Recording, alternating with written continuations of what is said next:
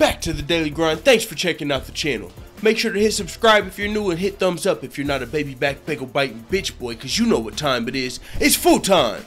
MMA. I know a lot of people have asked me to cover this topic, so let's get to it.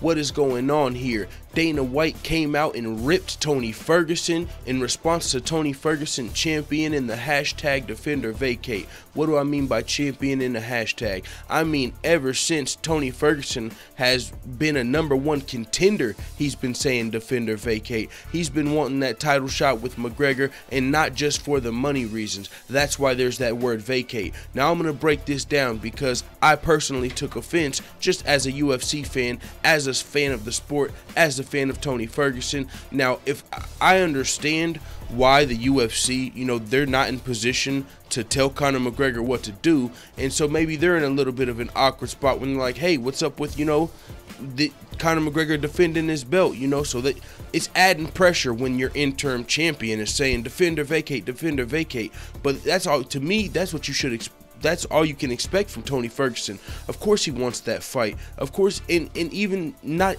like I said, it's not even about the money. That's why he says vacate. He's fine with just being the lightweight champion and defending his belt. But he's got Conor McGregor sitting at the top of the throne, the current lightweight champion, and until he unifies his belt, he's pretty much stuck in the mud. And as a fan, this is what Dana White had to say, first of all, before I continue with my opinion. Dana White had to say, Ferguson has no business to talk about anything. We ain't taking direction from Tony Ferguson. He also went on to say, that they will set a deadline on Conor McGregor to defend his belt, but right now they've got to figure out a new deal for Conor McGregor, which is understood. We all know Conor McGregor, he's larger than life right now. He just fought Floyd Mayweather, earned about $100 million, give or take, and he wants more. If he's coming back to the UFC, he's like, I want, maybe a percentage, some ownership percentages or some shares, or I need more if you want me to fight for your organization because I'm worth more. Now, if you listen to people with the mindset of like a Chael Sonnen, they say you signed a contract, fight out your contract, and then negotiate. But you always see sometimes people, they outperform their contract and they want to come back and say, well, now you need me, so let's rearrange it. I mean, you see this going on with the Nate Diaz. His contract is probably, even after the Conor McGregor fight, let's say $1 million if you're fighting Conor or something. And we say, and that's, being generous. But he's coming out wanting 15 million, 20 million, and it's because he feels like he's worth more than what his contract is at. So instead of just fighting for what they signed on for and then renegotiating, you see guys like holding out. It makes the divisions a little stagnant. Now, we just talked about Nate Diaz and Conor McGregor, who are kind of in that scenario, and guess who's stuck in the middle of those guys? Tony Ferguson. That's why he just wants to be the champion. Let them do their money fight. Let them sit out as long as they want. Let them go to other sports. Let them fight in other divisions. Just let me get that fucking belt. And if you don't want to defend the belt, I'm fine. Vacate it. This is Tony Ferguson. It would be different if he was a guy just like, nope, never fight with Conor. I'm not fighting anybody but Conor. I don't want to fight anybody but Conor. But no, he just wants that belt because he is the current interim champion. It wouldn't make sense for Tony Ferguson, the current interim champion, to just start defending an interim belt when the lightweight champion, Conor McGregor, is healthy. You know what I'm saying? Conor McGregor went and fought Floyd Mayweather. It's been almost a year since he's actually fought in MMA. He's actually never defended a belt, but since he won his lightweight title, it's been almost a year since then. So even if Dana White doesn't want to hear it from Tony Ferguson, what about the fans? You always say, well, it's about what the fans want, what the fans want. Well, gauging by the fan interest, even the people in Ireland are saying they want Conor McGregor to defend a belt.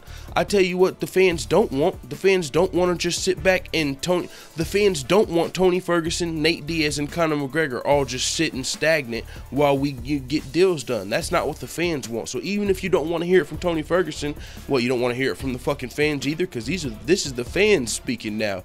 And we are in line with fucking Tony Ferguson unless you're a Conor McGregor stan.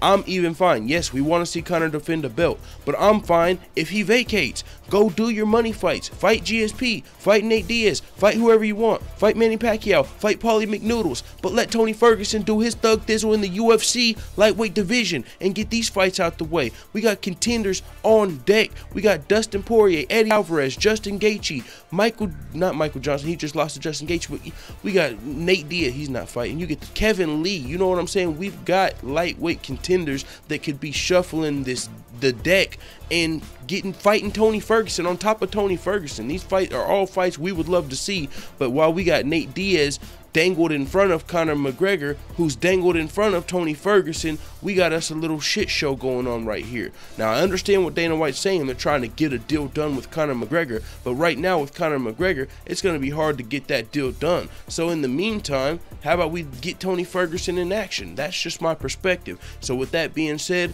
I am definitely not rocking with this Dana White blasting Tony Ferguson for his defender vacate. I think Tony Ferguson is doing everything right as far as defender vacate. He could honestly be turning it up a notch. If Tony Ferguson was more of a loudmouth trash talker, he would probably be really pissing people off. Like, where is McNuggets every day? Defender vacate every day.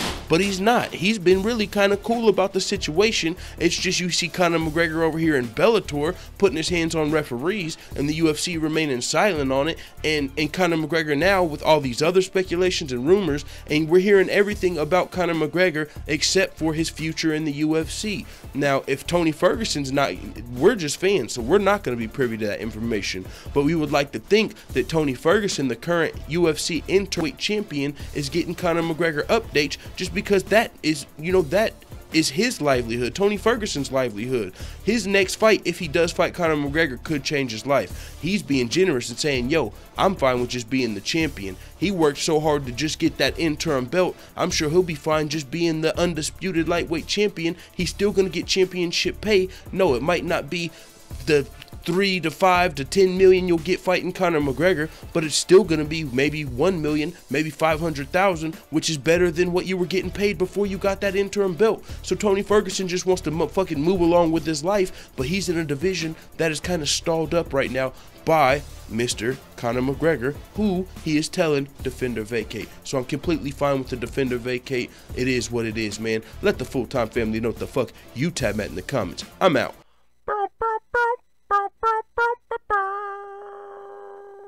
Da da da da da. It's the motherfucking DOWG.